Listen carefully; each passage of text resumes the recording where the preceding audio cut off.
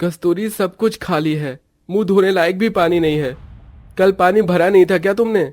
जी कल पानी का टैंकर बस हमारी कॉलोनी में 15 मिनट के खातिर आया था और सबको बस एक एक बाल्टी पानी ही मिला था। वो तो खाना बनाने और पीने में ही खर्च हो गया। आज भर कर रखूंगी तो शाम को आकर नहा लीजिएगा।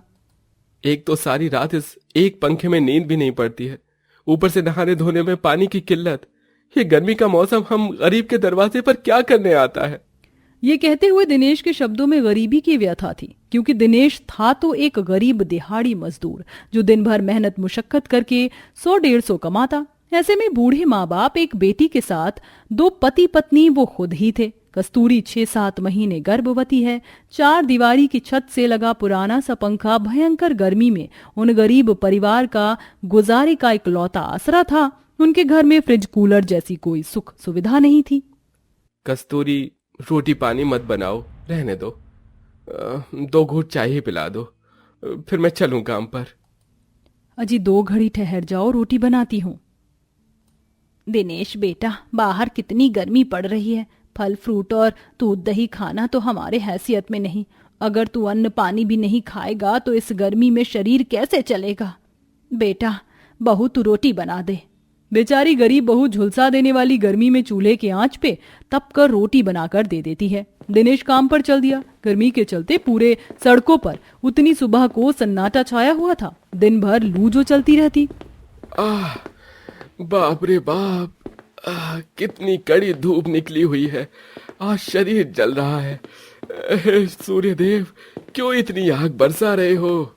और दिनेश मलबे पर आकर कमर तन कर ईट सीमेंट ढोने लगा। वहीं मालिक सूर्या गद्देदार कुर्सी डाले बैठा कूलर की हवा ले रहा था और एक नौकर छाता लिए खड़ा था।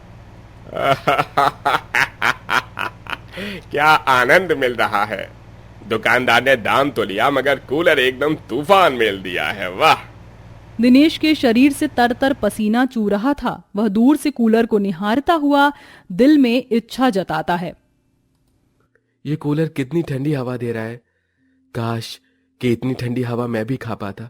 लेकिन हम जैसे गरीबों की तकदीर में तो बस खून पसीना बहाकर कमाना खाना ही लिखा है। एक तरफ जहां दिनेश गर्मी से बदहाल था, वहीं घर में बैठा उसका परिवार भी चिलचिलाती गर्मियों का मौसम कष्ट और दुखों में काट रहा था। पूरा घर गर्मी से चूल्हे की आग जितने तप रहा था। माँ, ये पंखा तेज तेज क्यों नहीं चलता? मुझे गर्मी लग रही है। हाँ, आज तो सच में गर्मी ने तबाही मचा दी है। पंखा चलाते हुए भी इतना बुरा हाल है। बूढ़े हरिओम की इस बात पर सास तुलसी अपने मड़ई से घर को देखकर बोली, अजी गर्मी तो मचेगी ना। घर में बाहर में लू चल रही है और वही लू हमारे घर के टूटे हुए दीवारों से घर में आ रहा है और पंखा गरम गरम लू नचा रहा है। हे भगवान, क्या जुल्म कर रहा है। घर में एक कूलर की बड़ी जरूरत है। जाने मेरा दिनेश गर्मी कैसे बर्दाश्त कर रहा होगा। ये सोचकर बूढ़ी माँ की आंख से आंसू बहने लगे। तभी पड़ोसन गजगामिनी आती है। अरे तुलसी बहन, ये लो लड्डू खाओ। तुम भी ले लो कस्तूरी बहू। धन्यवाद काकी माँ, मगर लड्डू किस खुशी में बंटवा रही हैं? अरे मेरे घर नया इम्पोर्टेड एसी लगा है। पहले कूलर तो था ही, मगर एसी भी लगा लिया। हाय हाय हरिओम भाई जी, आप लोगों घर में कितनी गर्मी है। इस एक खटारे से पंखे में आप लोग कैसे सोते हैं? मेरा तो दम निकलने को हो रहा है। बहू जरा पानी तो दे। जी देती हूँ। कस्तूरी एक कोने में लगा मटके में से पानी देती है, लेकिन बेतहाशा गर्मी में पानी ठंडा नहीं होता। हाय हाय, ये पानी तो आग जैसा है। ऐसा लग रहा है जैसे चूल्हे पर खौलाया हुआ पानी है। एक तो सब बहुएं ससुरे बेशर्मों जैसे एक कमरे में ही रहते हो। अरे कम से कम एक फ्रिज कूलर तो ले आओ। गजगामिनी अपने घर की चीजों का दिखावा करके टोंट मार कर चली जाती है, जिसे बूढ़े सास ससुर को बहुत दुख लगता है। बेचारा बूढ़ा हरिओम रो देता है।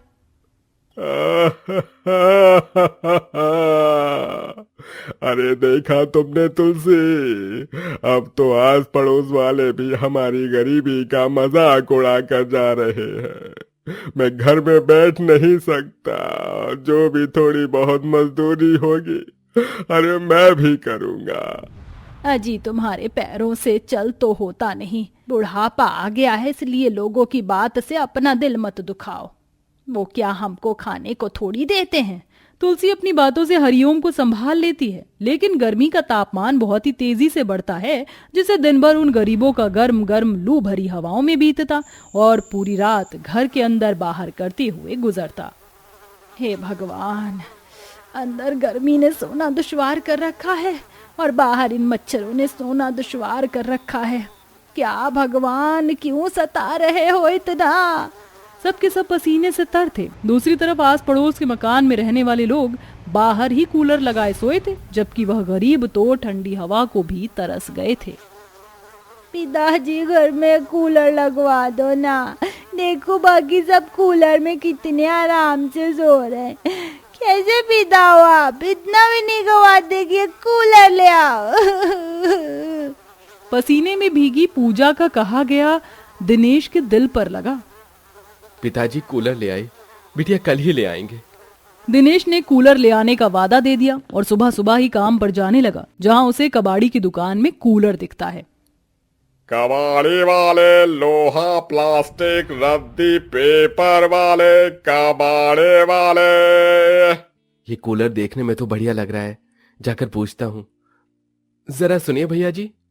आओ आओ, कबाड़ दो, पैसा लो, बताओ क्या बेचना है। बेचना नहीं है भैया, खरीदना है। ये कूलर 100-200 में दोगे क्या?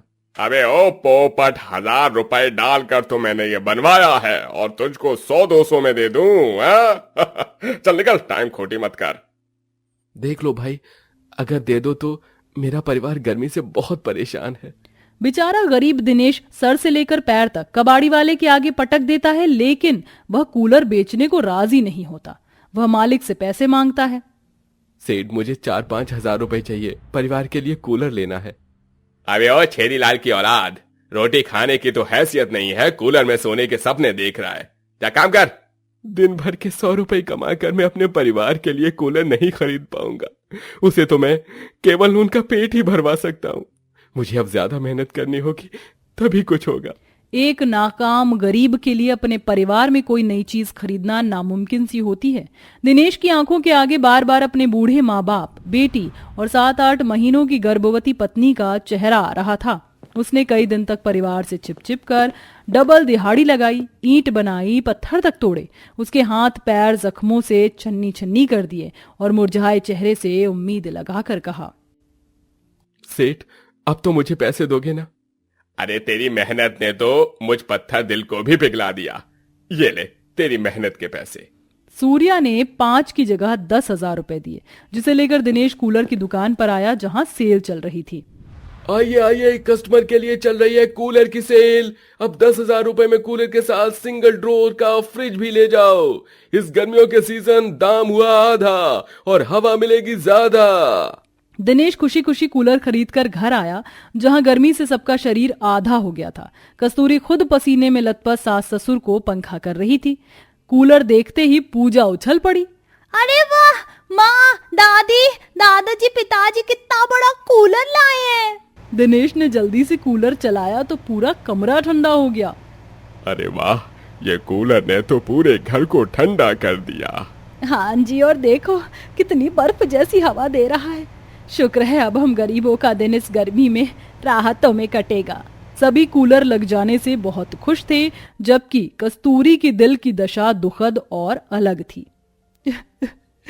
अजी, एक कूलर खरीदने के लिए आप इतने दिनों तक घर परिवार से दूर रहकर काम करते रहे। मैं डर गई थी। रो मत कस्तूरी, देख देख मैं कूलर ले आया। अब मेरा बेटा जब पैदा होगा तो उसे गर्मी नहीं बल्कि ठंडी हवा मिलेगी। जिसके पास पैसा है वह जिस चीज पर हाथ रख दे उसे खरीद लेता है, लेकिन एक गरीब की दशा अलग होती है। उसे एक चीज खरीदने के लिए कई जतन करने पड़ते हैं। दिनेश को भी एक कूलर के लिए कीमत चुकानी पड़ी थी, वरना गरीबों की जिंदगी तो यूं ही गुजर जाती है।